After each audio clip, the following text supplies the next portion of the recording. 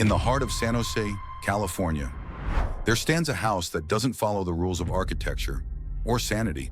It has no master plan, no symmetry, staircases that climb to nowhere, windows built into the floor, doors that open into thin air.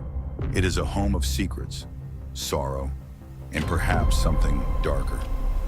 This isn't just a house. It's a 24,000 square foot puzzle box built by grief and possibly guided by ghosts. This is the story of the Winchester Mystery House, a place where every hallway may lead to the unknown, and the woman who built it might not have been building for the living. In the winter of 1881, the world grew very quiet for Sarah Lockwood Winchester. The heavy velvet drapes of mourning had already fallen over her home once, when her infant daughter, Annie Party Winchester, was taken by marasmus, a rare and wasting disease, cruel and swift. One morning, the child simply stopped crying. Sarah never recovered, but fate was not yet finished with her. Just a year later, her husband, William Wirt Winchester, heir to the powerful Winchester Repeating Arms Company, began coughing blood. Tuberculosis, the wasting plague of the age. There was nothing she could do, not with all her wealth, not with all her prayers. He was gone by summer, and just like that, Sarah Winchester was alone. The halls of her Connecticut mansion, once filled with soft laughter and piano music, were silent now. She dressed in black, always black, veils during the day, shadows at night. But with death came an inheritance. From her husband's empire, she inherited $20 million, a staggering sum in the 19th century, and nearly 50% ownership of the Winchester Company. Her wealth grew by the hour, with dividends paying what would be millions each year today. It should have been comfort, security. Instead, it became a weight, because the whispers soon followed. At first, they came in the form of condolences, hollow, rehearsed sympathies from neighbors and family friends. But beneath the surface, there was something else, something colder, a question no one dared speak aloud. Do you think it was the curse? The rifle that built the Winchester fortune, the Model 1873, had earned its nickname honestly. The gun that won the West. It was efficient, deadly, a marvel of industrial engineering. It also killed more people than any weapon of its time. Men, women, and children, soldiers, bandits, settlers, native tribes. Tens of thousands fell before the gun's bite. And with each death, the Winchester family fortune grew. Some said the blood money had finally come due, that Sarah wasn't mourning. She was haunted by the souls of the dead, by the ghosts of those killed by the very rifle her husband helped perfect. Friends turned cold, servants quit without a word. Sarah began withdrawing from society completely. She wandered the house at night, muttering to herself. She stopped opening letters. She stopped answering the door. The mirrors in the house were covered. The clocks were stopped. And soon Sarah began looking for something beyond the reach of doctors or clergy. She wanted answers, not from the living, but from the dead. And the dead, they seemed ready to answer. What began as grief became obsession.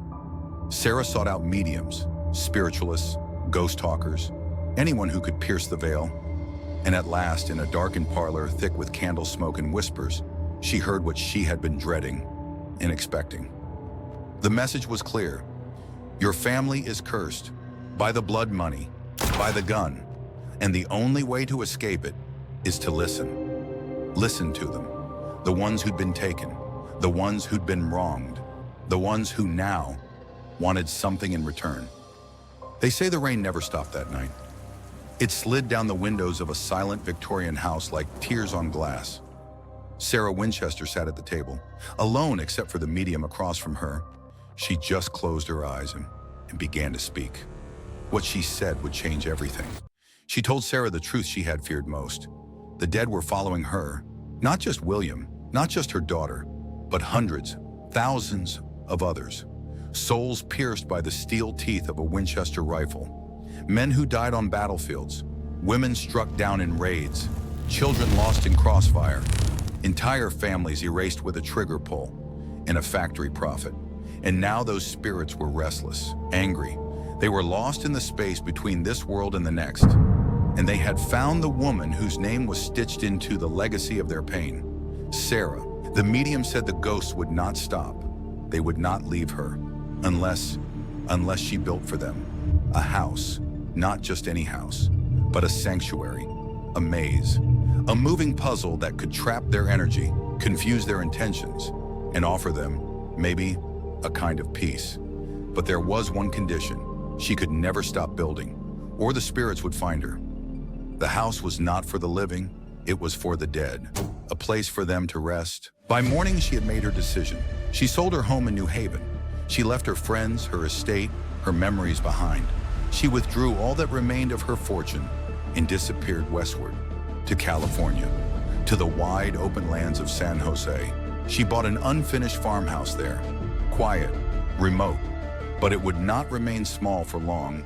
She had a mission. To others, it was a structure of potential. To Sarah, it was the beginning of a sacred contract.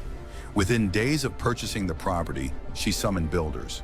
Not just one crew, but multiple teams, working in rotating shifts around the clock. And from that moment on, construction never stopped, because to pause was to risk everything.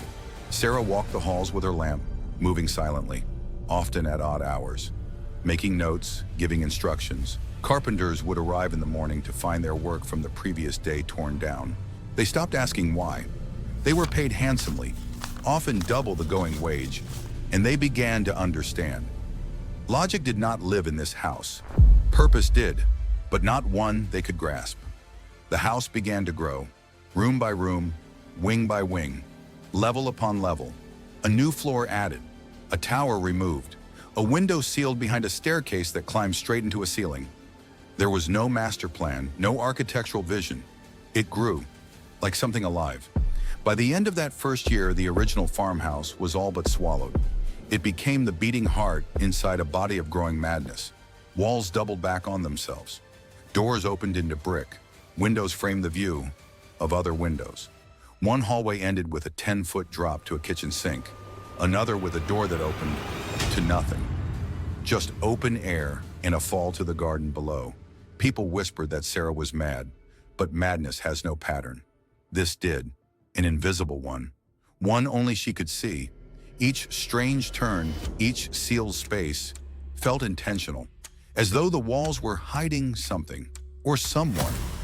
Rumors spread that Sarah slept in a different room every night, that she never used the same path twice, that she walked the halls to stay one step ahead of those who followed. So she kept building. 38 years, without cease, without rest, a house in motion, a home that never slept. No one, not even the carpenters, saw the full layout. There was no full layout. It was a living jigsaw puzzle. Sarah didn't need comfort, she needed protection. She was constructing something more than shelter, something more than a home.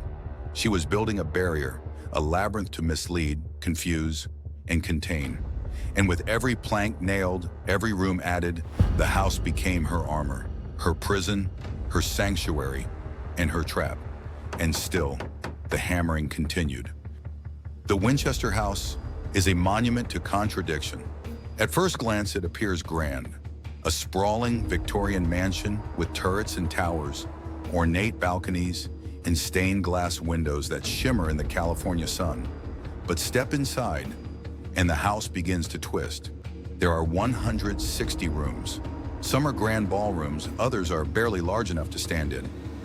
47 fireplaces, but not all of them connected to chimneys, and staircases, winding, narrow, dizzying, that rise straight into ceilings or descend to nowhere at all. Why? Theories abound. Some say Sarah Winchester was gripped by grief, driven mad by the loss of her husband and child, her sorrow reflected in the house's fractured design. Others claim it was guilt, that every brick laid was penance for the blood spilled by the rifles that built her fortune. But many believe the chaos had a purpose. Sarah wasn't lost. She was hiding, not from people, but from something far less forgiving. She was crafting a labyrinth, every dead end, every false floor, every door that led to nothing. They weren't accidents. They were decoys, traps, built to confuse and disorient the spirits that haunted her. the souls of those slain by the Winchester rifle. If a ghost followed her down a hall, it would find itself cornered, facing a wall. If it climbed the stairs, it would meet a ceiling. Sarah believed that if she could outbuild them, she could outrun them. And so she lived among the blueprints and the shadows. They say she never used the same bedroom 2 nights in a row, that she walked the corridors in silence, her lamp casting long, uncertain shadows. But it wasn't madness, it was strategy. To the outside world, the Winchester house became a curiosity, a tourist's riddle, a local oddity. But to Sarah, it was something far more serious. A battlefield. The spirits were always close, and the house had to stay ahead of them. So, construction never stopped. The maze kept growing. Hidden within the twisting core of the Winchester house lies a room unlike any other. This was the seance room. Each night, long after the last hammer fell silent and the carpenters had gone, Sarah Winchester would retreat here. They say she spoke aloud in that room, not to herself, but to the dead. High above the tangled halls of the Winchester house, a bell tower cuts through the night sky. At the stroke of midnight, precisely without fail, it would ring. Once, then again, at 2 a.m. No one knew exactly who rang it. No servant admitted to it. And Sarah, she never explained. Some say Sarah rang the bell as a summons, a ritual call to the spirits, to beckon the dead from the veil and invite them in. Perhaps to listen, perhaps to confess. What if Sarah Winchester wasn't simply running from something? What if she was building towards something? Many believe the mansion's twisting architecture was the result of grief, or guilt, or madness. But others see something else, a pattern. The stairs that lead to ceilings, the windows that peer into solid walls, the number 13, woven into the woodwork, the rooms, the steps. It wasn't chaos, it was ritual, a blueprint not drawn by an architect, but designed by something else. Some occult researchers believe Sarah was building a machine, not one of gears and levers, but a spiritual mechanism, a device meant to bind energy, a house as talisman, a sanctuary, or perhaps a prison. Was she trapping spirits or anchoring something far more ancient? A few go further, suggesting the house itself was a gateway, that every corridor was a ward, every door a seal, not to keep spirits out, but to keep something in. Some believe Sarah opened a door during one of her seances, and the house was her way of shutting it, not to protect herself, but to protect the world. Because once you open the veil, you don't always choose what walks through it. The Winchester Mystery House still stands. Its windows still glow. Its staircases still twist. Its silence still speaks. And tourists still walk its halls, unknowing. But behind the wallpaper, beneath the floorboards, something may still be watching, waiting, breathing. Maybe Sarah succeeded. Maybe the spirits stayed locked inside the room she built just for them. Or maybe some doors never truly closed. And perhaps, deep in the heart of the maze, Sarah is still listening. If walls could talk, this house would scream. But maybe it already has. Thanks for watching. Don't forget to, subscribe and stay awake. You never know what's watching.